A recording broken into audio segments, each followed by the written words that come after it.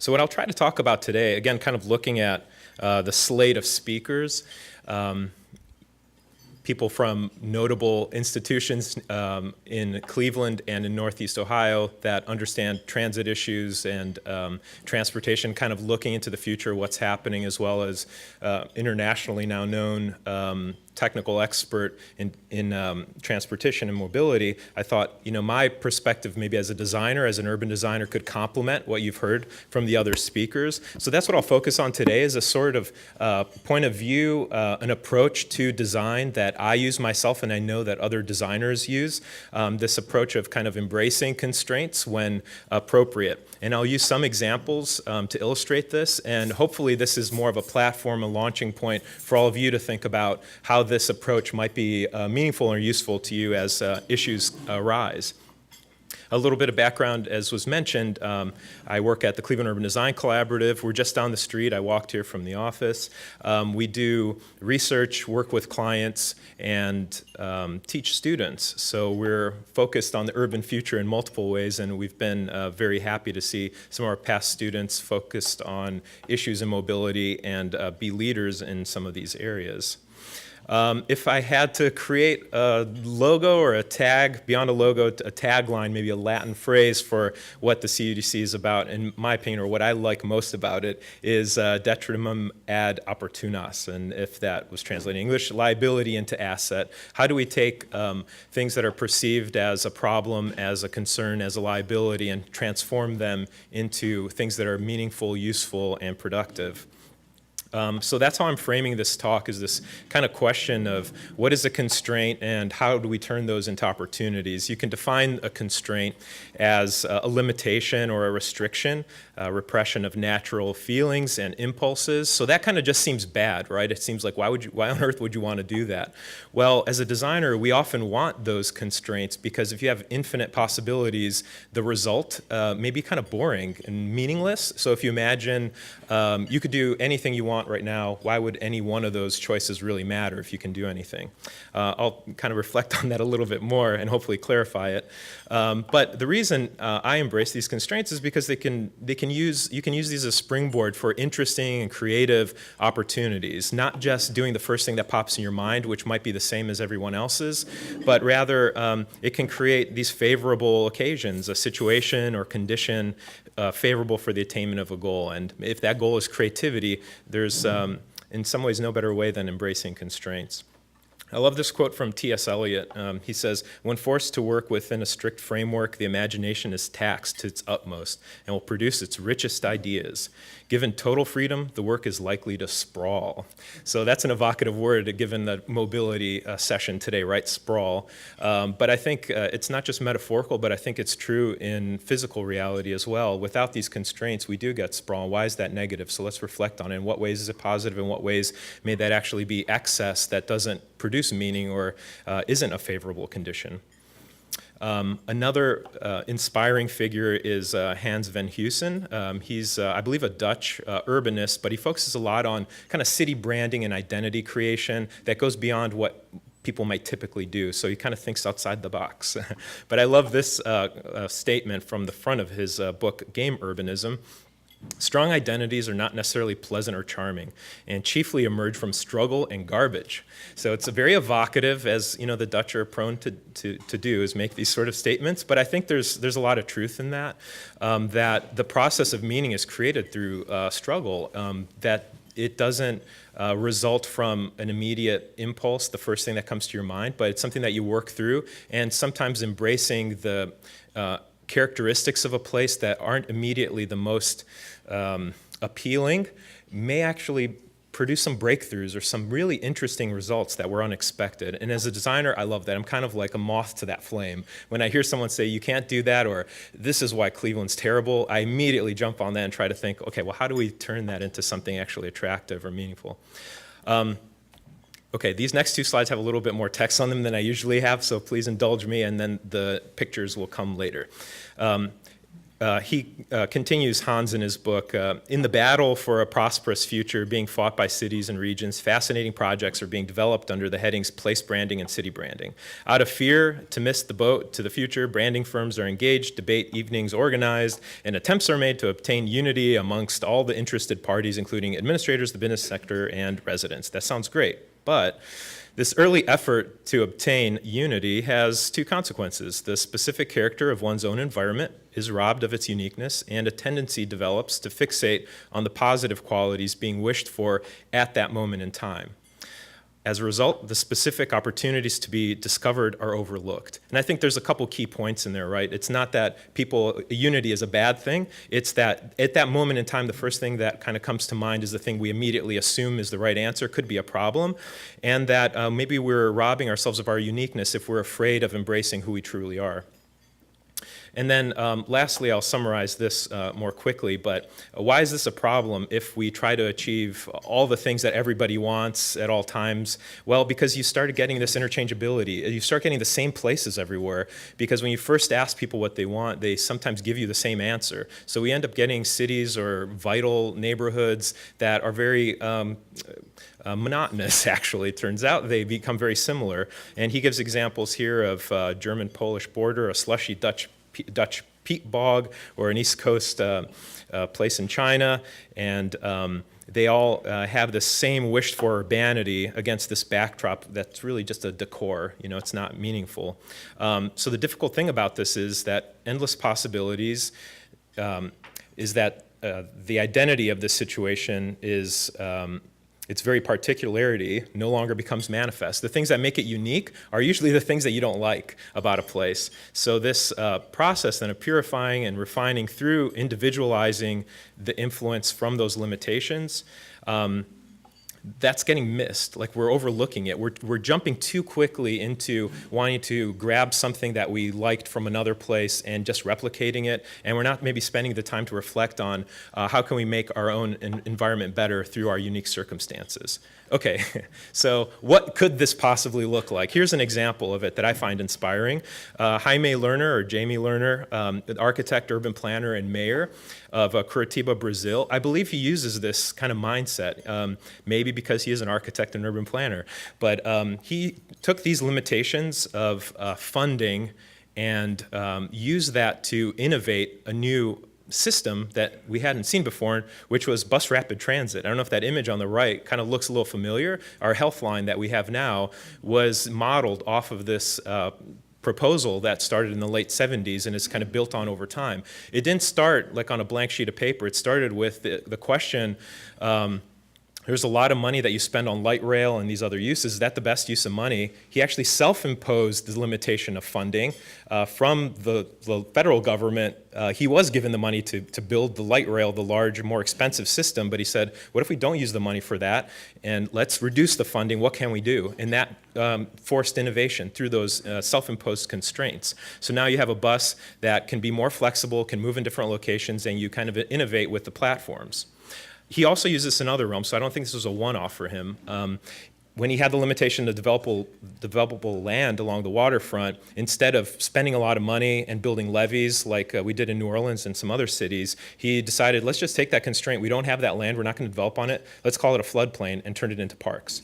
Similarly, with the narrow streets in the barrio where they couldn't get garbage trucks in there to clean up the garbage, they could have just plowed all those streets and rebuilt it, but they accepted the fact these are narrow streets and they have some value, and that's what's distinctive about this place. So he developed this innovative transit for trash service where they actually gave bus passes or transit passes to people with each bag of trash that they gave to the city. You know, so it was like a way of kind of innovating because we accepted we don't have certain things, but that drives you to new ideas instead of just taking an obvious, maybe expensive or less locally relevant approach. Okay, so with that backdrop, here's what I'm going to talk about today. Here's the three kind of realms or the three constraints that I'm kind of interested in right now. These are variable weather, a Cleveland condition, limited capital, and by this I mean financial capital, but also social capital, and then lastly, human nature, with a constraint that embraces everything. We are humans, okay? How do we deal with this? It could be a problem. I think there's three ways to respond to it. So with variable weather, responsive design, with limited capital, social and financial, temporary experiments, and then with human nature, is experience design, or rather a focus on the user experience, on the individual. First, with responsive design, a project that we've been working on at the CUDC, now funded with the CRESC funding, looks at planning for climate change in Cleveland. We might think, hey, we're not on the coast, what's the problem here? Well, actually, it's a big problem. Our temperature has increased more than 3 times in other places in the country and in the world, and a lot of that is due to the fact that we have so much impervious surface and very few trees. We're called the forest city, but we don't have that many trees. That turns out that's a problem.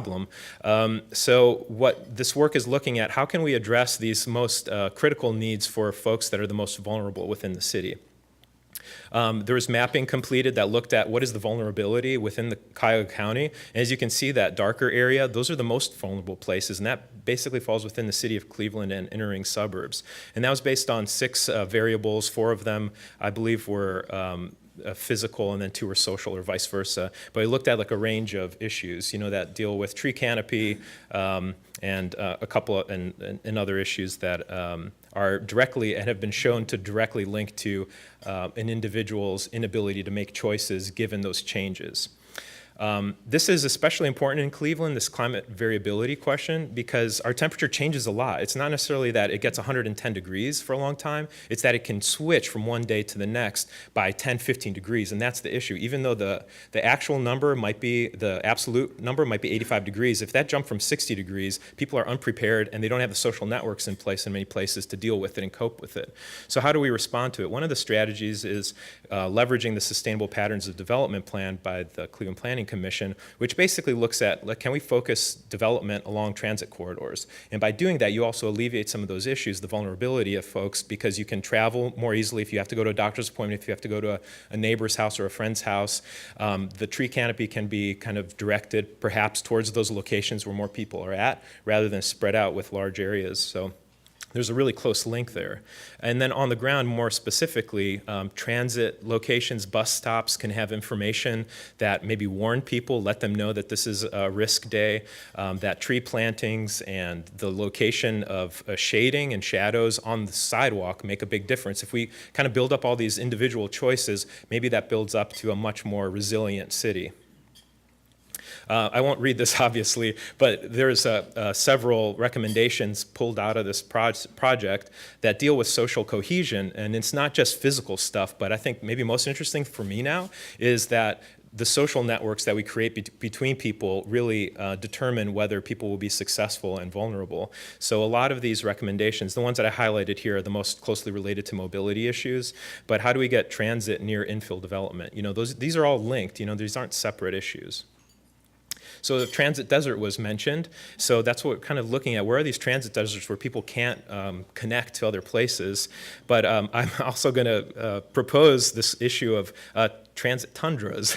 So in the winter in Cleveland and increasingly there's this variability, right? We're not Calgary or maybe Toronto or some other northern Canadian cities that get a consistent snowfall and freezing for periods of time, for months. We can't bank on an ice festival because it might melt tomorrow. And this is a map of showing this freeze-thaw cycle in the US, and the red circle is where we're located. As you can see, we have 90 to 100 cycles a year of freeze-thaw, which makes a big difference in terms of material choices, the heaving of bricks, how you plow for bike lanes, and all of that really matters. If you look up a little further north, Minneapolis and up in Canada in some spots, they actually have less freeze-thaw cycles a year because it just stays frozen. And that's why in Minneapolis they can have bike lanes that you don't plow but are just groomed. So you don't have to put salt on it. But here, if we don't put salt on it, it melts one night, the next day you got ice, and it's really treacherous. So something that, again, that kind of brings us to the constraints of our locality that we want to keep in mind. Overall, why is this important? Why is winter design an important thing and a constraint that we should embrace wholeheartedly? One, I think economy. It makes a difference in terms of retail activity, in terms of where people choose to live. Ed Glazer makes this point, and we can debate exactly what it means, but he makes this point that it's a leading indicator. The average January temperature is a leading indicator of depopulation. So maybe barring other assets in a city, that it's a vibrant economy, that makes a difference in where people are choosing to go. Sure, we've opened up air conditioning in the South and a lot of choices there, but it's something that I think we need to address as a city and a region.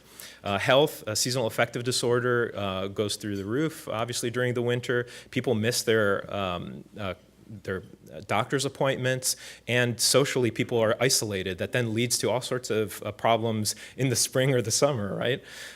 Cultural issues, and it's an opportunity to build a culture and an identity around our city that embraces this constraint instead of being embarrassed about it or trying to downplay it. And I think that's the opposite of the embracing constraints mindset, is ignoring. It's just, let's pretend it doesn't exist and it'll go away. I don't think things like that go away. They come back and haunt you later.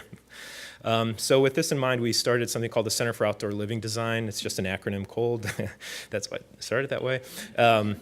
But the intention is to start inspiring designers, planners, city makers to think more creatively about winter cities. And if you're interested, you could check out coldscapes.org. It has our recent design competition entries on there and other resources. We have a book that you're welcome to check out if you're interested in these kind of cold weather nerd things.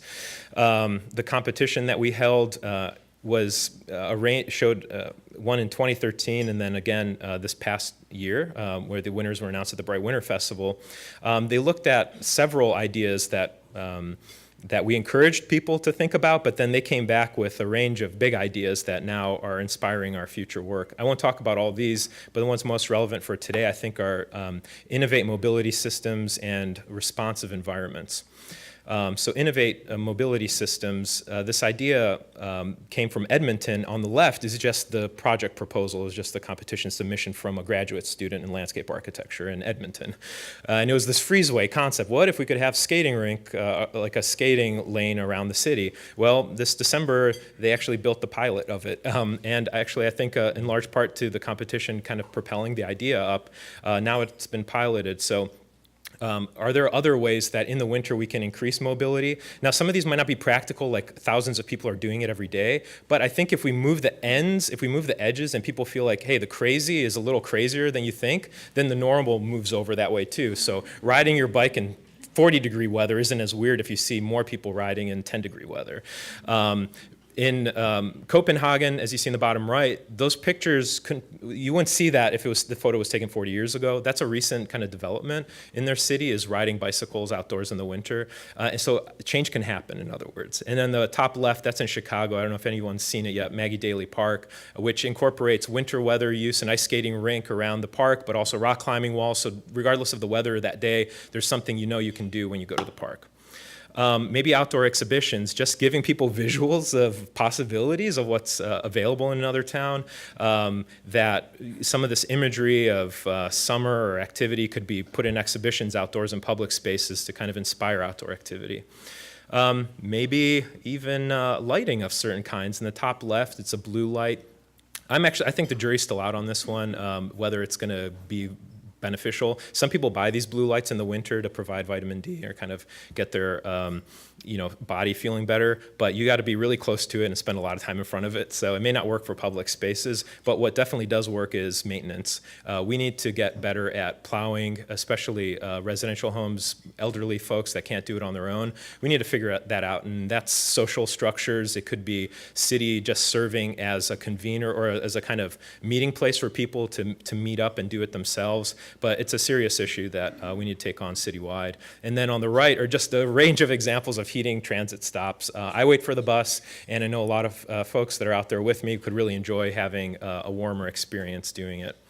One of the projects from the recent design competition showed us how louvers or changeable environment could provide comfort depending on the weather and the wind direction. So this is over some maybe bridges that create that link that no one wants to cross. Can we focus on those spots that are critical and have some visual and high impact interventions? Maybe this adds up again now to this image, this identity of Cleveland as a well-seasoned city. So we could take something that was perceived as a liability, as a constraint, and then use it to celebrate who we are.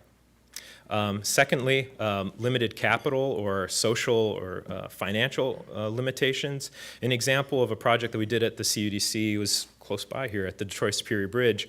Started in 2009. We were taken on a tour, looked at its lower level, vacant, underused.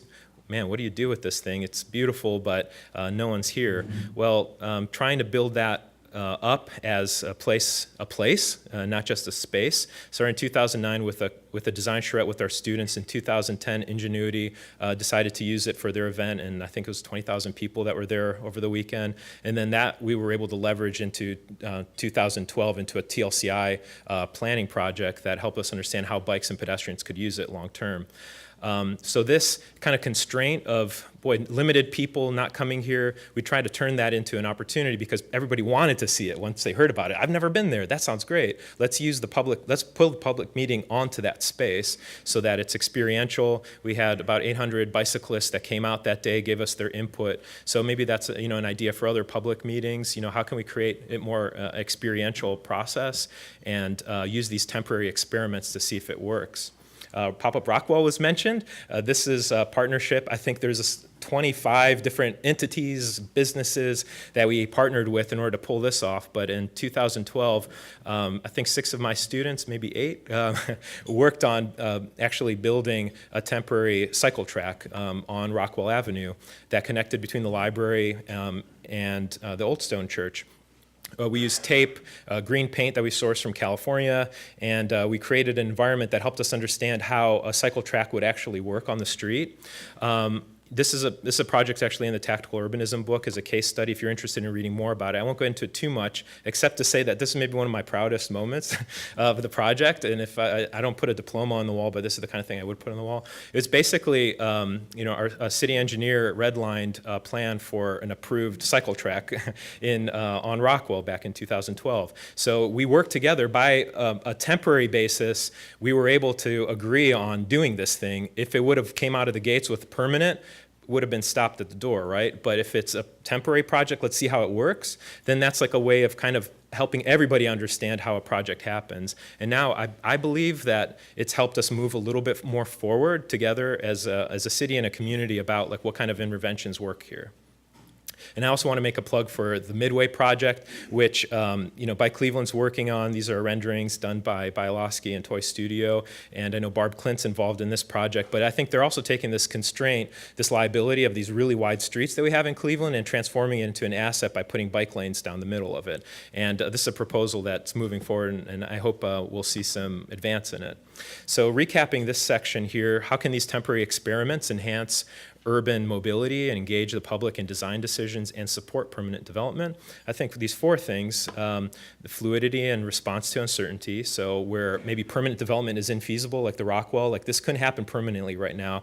Maybe the short-term interventions give us alternative visions of the city and help us understand what works best. Social capital through these temporary projects like the Detroit Superior Bridge, people can come together and we can invite folks to come before that space is set as being like socially determined yet. Like it doesn't belong to anyone yet. So let's use this initial moment to set the stage that everybody is welcome before someone claims it, in other words. Engagement, we can get great public engagement this way, and people can better understand what's happening, maybe better than plans or sometimes models, not always, but sometimes. And then a path forward, it might lead us to permanent change as well. Okay, and then lastly, human nature, the biggest one. I don't know why I decided to tackle this, but let's leave you with something to think about at the end. Dan Ariely, I don't know if anybody else has read this book, Predictably Irrational, but he says, most people don't know what they want until they see it in context. We are always looking at the things around us in relation to others. Okay, so what does this mean?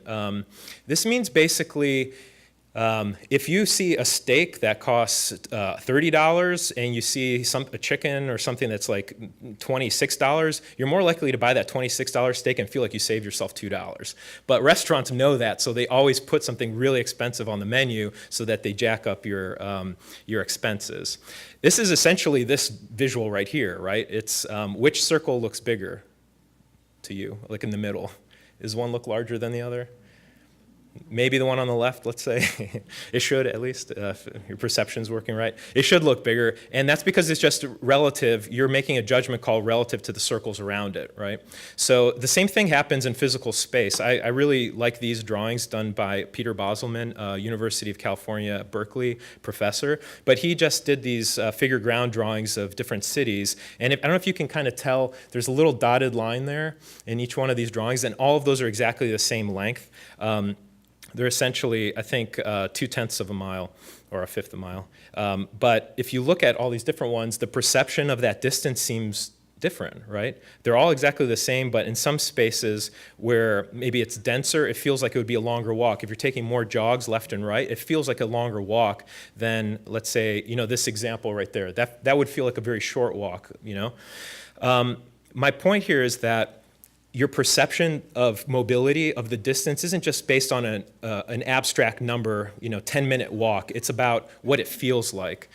So I went ahead and kind of looked at some other locations that we might know a little better in Cleveland, and just encourage you to think, how does this walk feel to you? What's your perception of this distance? So I live in Gordon Square, and this one over here, each one of these is a 2-minute walk or a 0.1 mile walk. So from here, I can go from Lux, I can go past the bank, I can go past some shops, my favorite pinball parlor, and then to the theater, the Capitol Theater for a movie. In Playhouse Square, where sometimes I park when I'm not riding my bike, here's the distance I would get in that space. But I have to walk all the way to my office. And it doesn't feel like a problem. I don't mind it at all because it's interesting, right? It's visually the high quality walk. Over here in Public Square, same distance. This is about how far you can get in that same distance. So if you think about how many things do you see, how many experiences do you have from that same amount of time, it changes a lot. Uptown, again, you can go past parking, restaurant, square, shops, park, and Mocha in that same distance.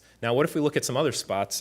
Beechwood Mall, you're basically just getting out of the parking lot, and then you're going into the building.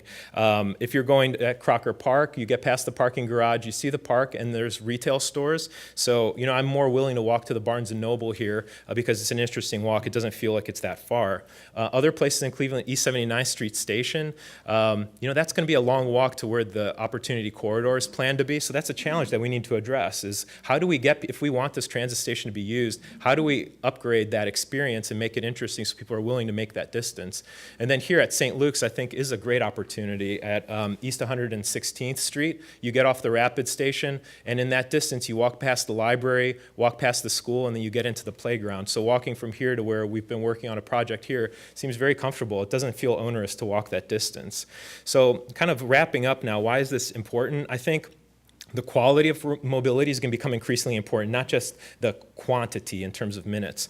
And that, now we're kind of looking a little bit into the future, but it's not that far, is driverless vehicles. And Jennifer Keesmont, chief planner from the city of Toronto, says driverless vehicles will have as great, if not a greater impact on our lifestyles as the advent of the car itself. Autonomous vehicles will fundamentally change car ownership. So what does this mean? A driverless car, you're probably not going to buy one. You're going to use it as a service. So that means the cars that you have now could quickly be sold off, and you just subscribe to a car service like people have Uber, and we know General Motors is working with Lyft and different companies. So this could mean something big for cities. What does it mean? That's up to us to decide, right? There's a recent article here in City Lab, why aren't urban planners ready for driverless cars? And it turns out it's because it's kind of hard to plan for it. We don't really know what's going to happen. So I think that means we have to kind of keep into account human nature and respond to the user experience directly in order to help guide these things. In a recent study in 2013, only 1 out of 25 metropolitan planning organizations even addressed driverless cars, but we know that in 2020 they're going to come out on the market. That's only 4 years away. People might live farther away from work, knowing that their commutes will be less stressful and more productive, but people may also value the convenience of central life. It's quick to grab a car ride. I'd rather live in a place where I can walk around and have fun. I'm going to get dropped off at the front of my building. We don't need parking lots as much because I'm not walking to a parking lot anymore. And All these studies, almost all of them that have been looked into it, have shown that car mobility will actually increase. But the question is, what's that quality like? And is it going to be negative, or is it something that we find very valuable because we can just hop in a robocab and then we dedicate a lot less space in our cities for parking because these things are basically circulating around, and we can park them way off on the fringes rather than right in front of our most prized locations. But what is probably going to happen is that these technology will be really important to help connect these multiple modes of connectivity.